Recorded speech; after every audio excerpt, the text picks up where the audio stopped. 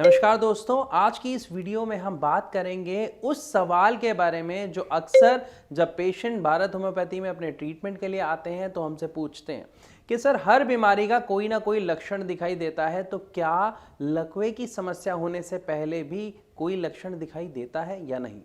अगर सच में हम बात करें लकवे के लक्षणों की तो इसके दो कारण होते हैं, जिसमें से पहले कारण में इसके कुछ लक्षण देखने को मिलते हैं, लेकिन अगर हम बात करें इसके दूसरे कारण की तो उसमें कोई लक्षण एज सच देखने को नहीं मिलता।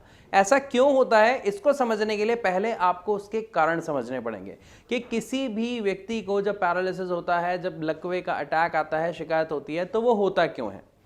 असल में जब किसी को लकवा होता है तो हम क्या सोचते हैं कि उसके हाथ में प्रॉब्लम आ गई, उसके पैर में प्रॉब्लम आ गई या नसों मांसपेशियों में प्रॉब्लम आ गई। और जब आप उस पेशेंट को लेकर डॉक्टर के पास जाते हैं तो डॉक्टर क्या कराता है, एमआरआई कराता है। किसकी कराता है, दिमाग की, हाथ पैरों की नहीं।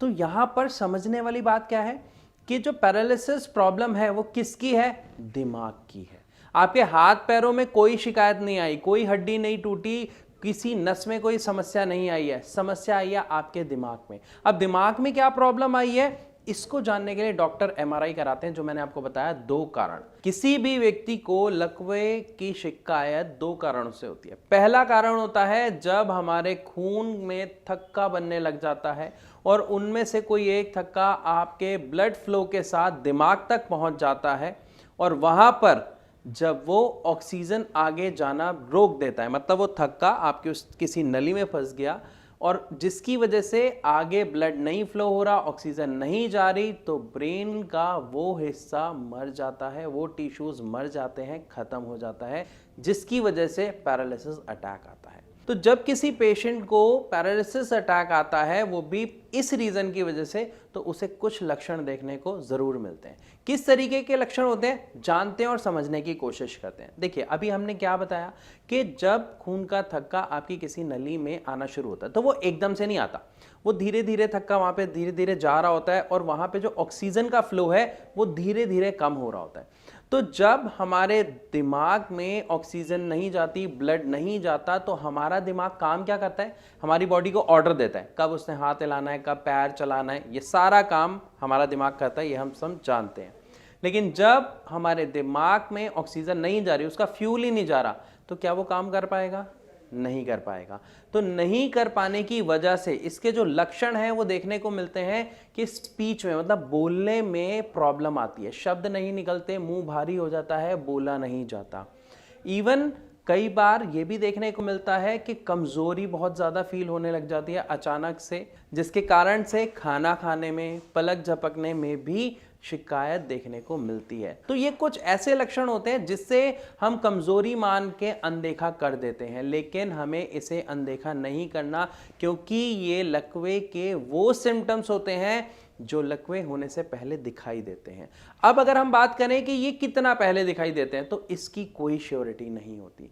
ये डिपेंड करता है पर्सन टू पर्सन और उसकी कंडीशन पे। कई बार हो सकता है ये एक दो दिन पहले दिखाई दे, कई बार हो सकता है ये कुछ घंटों ही पहले दिखाई देना शुरू करते हैं और उसके बाद पैरालिसिस अटैक हो जाता है। तो यहां पर आप सभी को ध्यान रखना है कि अगर किसी को इस तरीके की शिकायत देखने को मिल रही है तो उससे लीनियंटली नहीं लेना है, ताकि हम अपने उस सदस्य को बचा सकें पैरालिसिस अटैक से। अब बात करते हैं दूसरे कारण की जिसकी वजह से लकवा होता है, वो होता है ब्रेन हैमरेज। मतलब पहले में क्या था, खून का थक्का बीच में आ जाता है जिसकी वजह से ब्लड फ्लो नहीं हो रहा।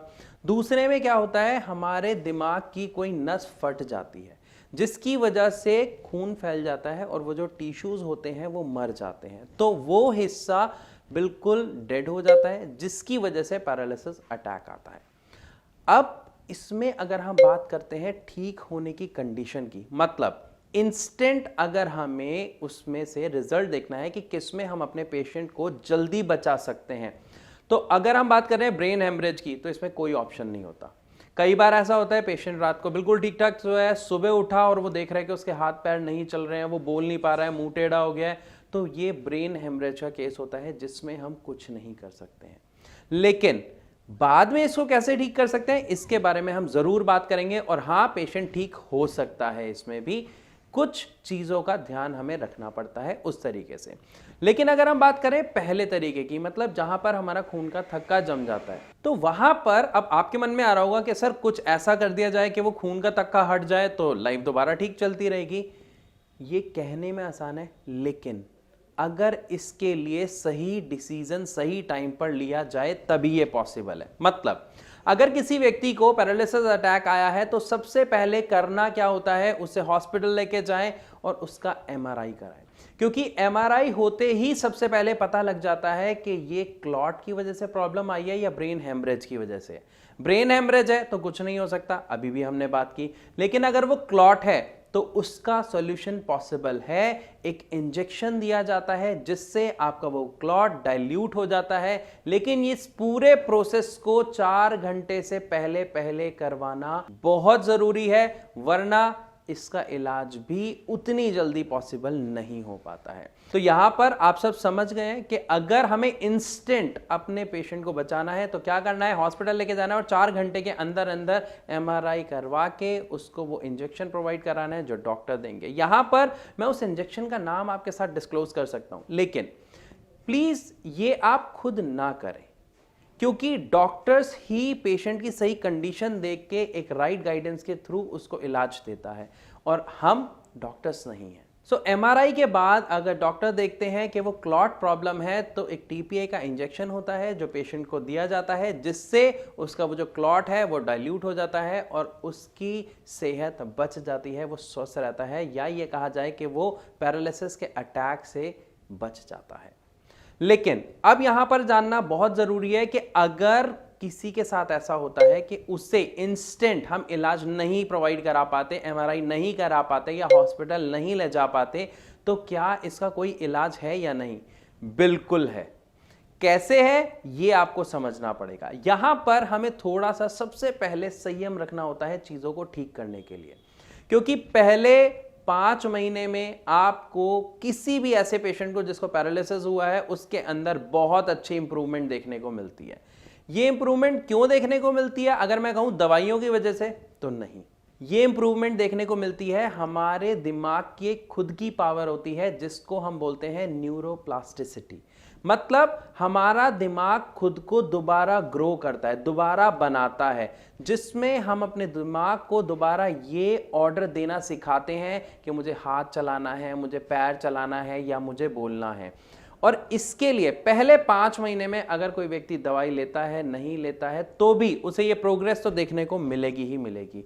लेकिन अगर उसके बाद हमें किसी पेशेंट को पैरालिसिस की समस्या से बाहर निकालना है, हमें दोबारा उसे स्वस्थ बनाना है कि वो वैसे ही चल सके, बोल सके, बात कर सके, तो यहां पर हमें क्या करना होगा, वो जो समस्या की जड़ है यानी न्यूरोप्लास्टिसिटी की जो प्रोसेस है, जो रुक गया है, उसे ठीक करना होगा, उसे कंटिन्यू करना होगा और ऐसी दवाइयां लेनी होंगी जो इस प्रोसेस में हेल्प करे। ये आप सबके लिए जानना अभी जरूरी है, जो आप खुद चेक कर सकते हैं। जो पेशेंट्स एलोपैथिक दवाई लेते हैं, अक्सर वो देखते हैं कि दवा लेते जा रहे हैं लेकिन एज सच कोई सुधार नहीं आ रहा। रीजन वो जानने की कोशिश नहीं करते। आप एक छोटा सा काम कीजिए, अगर आपके परिवार में कोई सदस्य लकवे का शिकार है और वो दवा ले रहा है, तो आप उस दवा को गूगल कीजिए। आप देखेंगे उसमें आपको बीपी की दवा मिलेगी, खून पतला करने की दवा मिलेगी, शुगर की दवा मिलेगी, विटामिन्स मिलेंगे, लेकिन कोई भी दवा ऐसी नहीं मिलेगी जो उसकी जड़ पर काम कर रही है।